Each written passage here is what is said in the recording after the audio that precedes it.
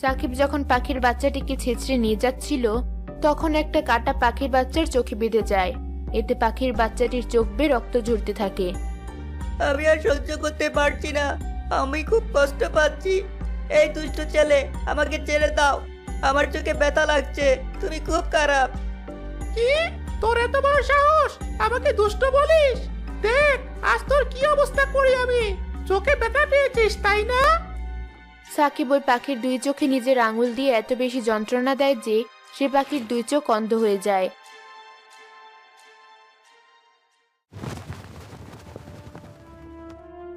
এ কি ছানা, তোর এই দুরবস্থা কে করলো? তোর চোখ দিয়ে তো রক্ত পড়ছে। এই ছেলেটা মা, এই মানুষের দুষ্ট ছেলে আমার এই অবস্থা করেছে।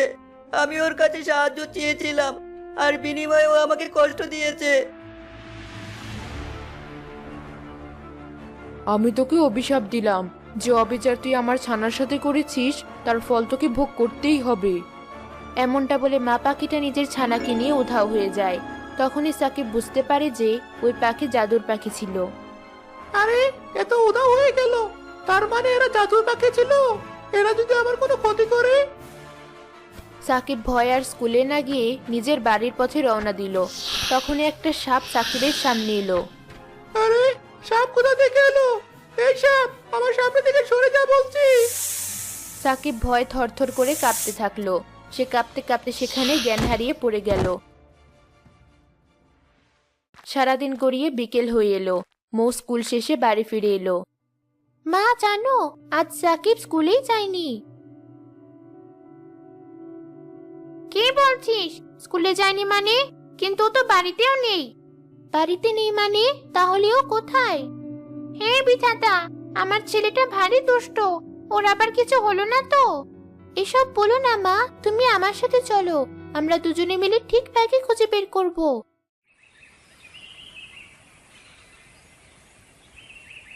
ভাই, কোথায় আছিস তুই? সারা দে আমাদের। আমার যে তোকে নিয়ে খুব চিন্তা হচ্ছে। কোথায় তুই সাকিব? উত্তর দে। মৌ আর মৌয়ের মা শেষ পর্যন্ত খুঁজতে খুঁজতে অজ্ঞান অবস্থায় সাকিবকে দেখতে পেল। মা, ওই তো সাকিব। একে সাকিব, কি হলো তোর? সাকিব তো মনে হয় জ্ঞান হারিয়ে ফেলেছে মা। পাশে একটা পুকুর আছে, আমি পানি এনে ওর চোখে ছিটিয়ে দিচ্ছি।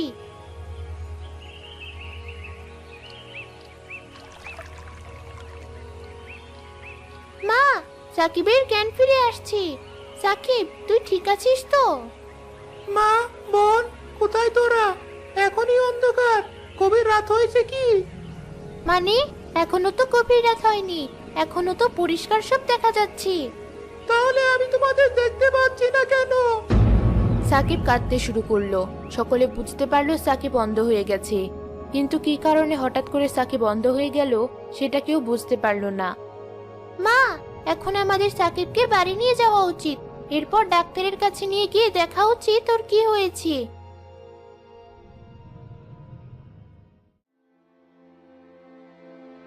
দিনের পর দিন যেতে লাগলো, মাসের পর মাস কেটে গেল। সাকিবের চিকিৎসা চলতে লাগলো, কিন্তু কোনো ডাক্তারই সাকিবের অন্ধ হওয়ার কারণ বলতে পারলো না।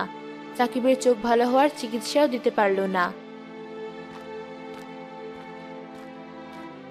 আমি তো কিছুতেই বুঝতে পারছি না সাকিবের কেন এমন হলো।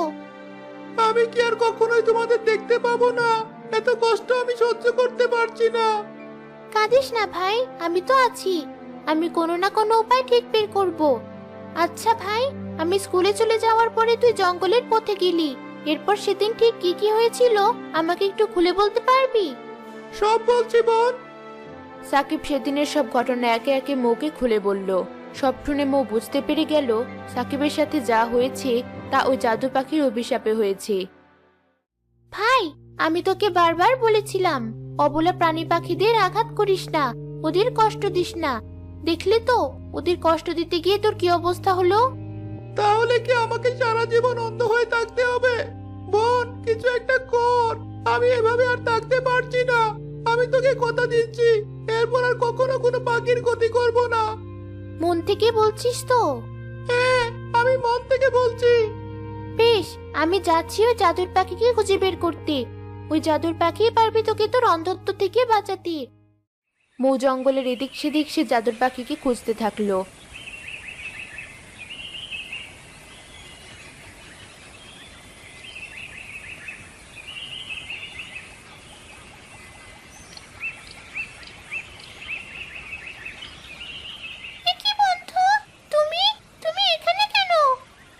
মৌ টুনিকে সব কথা খুলে বলল।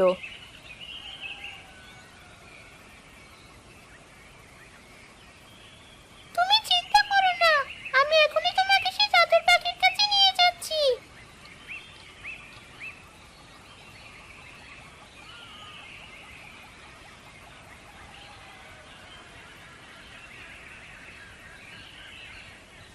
জাদু পাখি, বাড়িতে আছো নাকি? কে? টুনি নাকি? কি মনে করে আমার বাড়িতে? খুব বিপদে পড়ে এসেছি। তোমার সাথে এই মেয়েকে, একে কেন সাথে করে নিয়ে এসেছো? এ আমার খুব ভালো বন্ধু, বড় ভালো মেয়ে। ও খুব বিপদে পড়ে তোমার কাছে এসেছে, দয়া করে ওকে সাহায্য করো। কি হয়েছে? কি চাই তোমার? তখন মৌ জাদু পাখিকে সব কথা খুলে বলল। তোমার মাথা কি ঠিক আছে? তোমার ভাইকে মাফ করে দিব? তুমি যতটা ভালো, তোমার ভাই ততটাই খারাপ। আমার ভাই নিজের ভুল বুঝতে পেরেছে, ও আর কখনো কোনো পাখির ক্ষতি করবে না। যদি সে মিথ্যে বলে? না, সে মিথ্যে বলেনি, সত্যি সে নিজের ভুল বুঝতে পেরেছে। তাছাড়া সে তো এত মাস শাস্তি ভোগ করলো। কিন্তু সে আমার বাচ্চাকে কষ্ট দিয়েছিল। দেখো জাদু পাখি, আমি সব বুঝতে পারছি, কিন্তু কেউ যদি অনুতপ্ত হয়ে মন থেকে ক্ষমা চায়, তাকে ক্ষমা করে দেওয়া উচিত। মো জাদু পাখির সামনে হাত জোড় করে বসে পড়ল আর কাঁদতে লাগলো। জাদু পাখির খুব মায়া হলো।